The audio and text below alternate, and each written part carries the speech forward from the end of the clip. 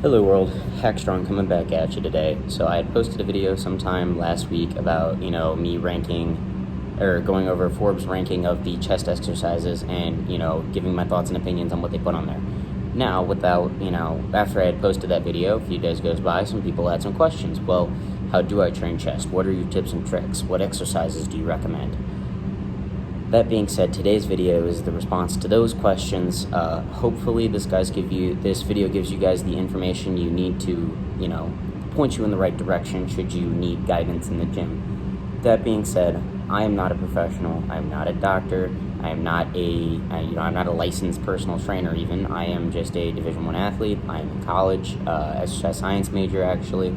So, I know a little bit about training. I grew up in a gym, born and raised in a gym. I've been doing this for a while, so hopefully I can use some of that experience to help guide you guys in the gym when you guys are doing your exercises. That being said, this is all my personal opinion. None of this is factual. If you like an exercise, do it. If you like an exercise, you're going to do it more often. You're going to train harder at it, and therefore you're going to see more progress with it, whether it be more optimal or less optimal than another exercise. So just do whatever you want to do at the end of the day. Starting with the best exercises, or my personal favorite exercises, let's say. Number one, we have the bench press, specifically the flat press. Because when you're flat and you're bench pressing, it's going to incorporate almost every part of your chest. So you're getting that full chest exercise, you're hitting every part of the chest, and you are, incorporating the maximum amount of your chest muscle throughout the exercise.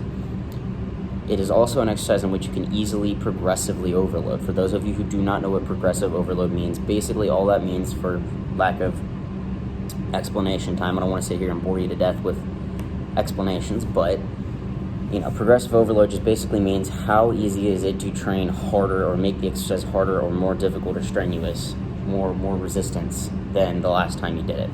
So, with bench press, it's obvious. You add weight, you can do drop sets, you can do pause sets. There's 100 different ways that you can make the exercise more strenuous for your chest muscle and work it harder. It's a classic. It's number one for a reason. Everybody does it. I think everybody should do bench press at some point. It's a great exercise for incorporating your chest. Second best on my list of personal favorites here, I have the incline press. No surprise. Preferably with dumbbells. If you use dumbbells, you can do a lot better range of motion. Maybe you can bring the dumbbell down and touch your shoulders, bring those elbows a lot deeper and push up. Now, that being said, with the dumbbell specifically at the top of the rep, you can bring them closer together and get a much more full contraction as opposed to a barbell where your hands are stuck in one fixed position. When you're using dumbbells, you can contract your chest muscle completely by bringing those dumbbells in and expand it a lot further when you're coming down and out. Gets a lot better of a range of motion. That being said, also with the incline, you typically want between 30 and 40 degrees. Anything higher is too much shoulder, anything lower is just close to flat anyways. So, that being said, that's probably the ideal, degree of set bench for when you're doing incline press. When you're doing incline press, typically it's going to focus and incorporate more of your upper chest specifically. That being said, one of the biggest areas of the chest that you need to develop when you're especially a newcomer is the upper chest. Typically, that's what's the least developed on the average person coming into the gym, is the upper chest, and that's typically where they're going to need the most work. Number 3, personal favorite movement I have on here, and this is a very general one here, but any type of fly movement. You could do a pec deck, you could do dumbbell flies, incline dumbbell flies, flat dumbbell flies. You could do any kind of dumbbell fly or any kind of fly movement. It's great for developing your chest insertions. It's something that I feel like a lot of people should utilize. For those of you who don't know what a dumbbell fly or any kind of fly movement is, you have like a slight bend in your arm. You're going to be, back up against something, whether that be standing or, if you're doing a cable fly, not really, but you're going to keep your arm slightly bent. You're going to take that weight back, stretch, bring it up to the top of the rep, fully contract that chest muscle right up here, and you're going to touch your knuckles together almost. And you're going to do some kind of a movement like that, almost like you're kind of trying to bear hug and squeeze, for those of you who don't know. Now, typically with a fly movement, I'm going to try to point you in the direction of trying to lean more into like a cable system, like a pulley system for those. The reason being is, with a pulley system or a cable system, you're going to have tension the entire movement. That cable is constantly going to be pulling on you. Now, if you're doing, like, for example, let's compare cable flies to dumbbell flies. At the top of a rep, when you're holding the dumbbells here on a dumbbell fly, there is no tension on your chest at the top unless you are deliberately squeezing, which, you know, you can do, but it's still not the same as the resistance, but you can deliberately squeeze at the top of the rep. You know, but the tension is off of your chest. You know, so you have less time under tension because the tension is not on your chest when you're sitting and resting at the top of the rep.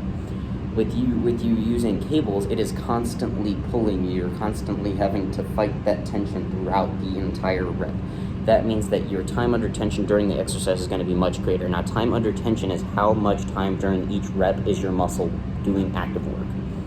That is key, because I would argue that doing 5 reps of full time under tension with cables is better than doing 8 to 10 reps with only half of the movement being under tension.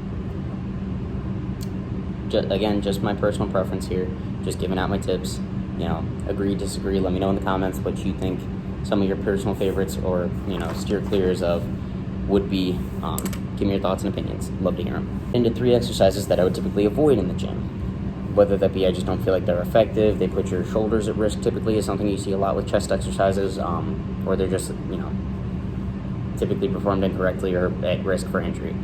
Number 1 would be the dumbbell pullover. For these of you who don't know this one, is where, you know, at least the way I've set it up is you put your shoulders on a bench, and the bench is teed off to your shoulders.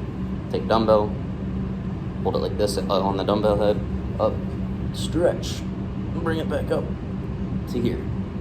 Stretch to here. Now, the reason that I don't feel like this one is very effective is because it is really annoying to set up. It's a humongous waste of time. It can be very painful and uncomfortable for your shoulders. Put them in that really elongated stretch position and trying to move them around and move them in some very unnatural ways. It can be very painful and uncomfortable, especially for those of us with shoulder problems. I know that's a big problem in the gym when training chest is shoulder problems. And overall, it just does not put much tension on your shoulders. Or on your chest, sorry. It doesn't put much tension on your chest. There's not a lot your chest is not doing a ton of work there. And overall, I just feel like there's so many better things you could do. There's so many better exercises to fully incorporate your chest muscles and work a lot better. Number 2 on the list, I don't know if you guys have seen this one, but the plate, I don't know what it's called specifically, but the plate squeeze press, where you would take a plate of any weight and you would squeeze it between your hands like this, bring it to your chest and press it. Now, you know, I get the idea of trying to squeeze the weights for the chest insertion, squeezing motion to activate the chest muscles. But overall, again, back to the progressive overload, you can't really progressively overload this one much. You can't really add a ton of weight. You can only have 1 plate at a time. It's just not very effective or efficient for your chest.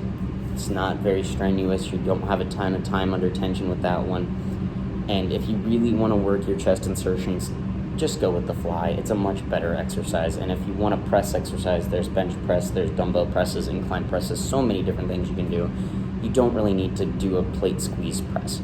It's kind of pointless. It's a waste of time. It's not very efficient. It's just overall not my personal favorite exercise. Never really enjoyed this one. Never really thought it did much for me. So that's my 2 cents on that one.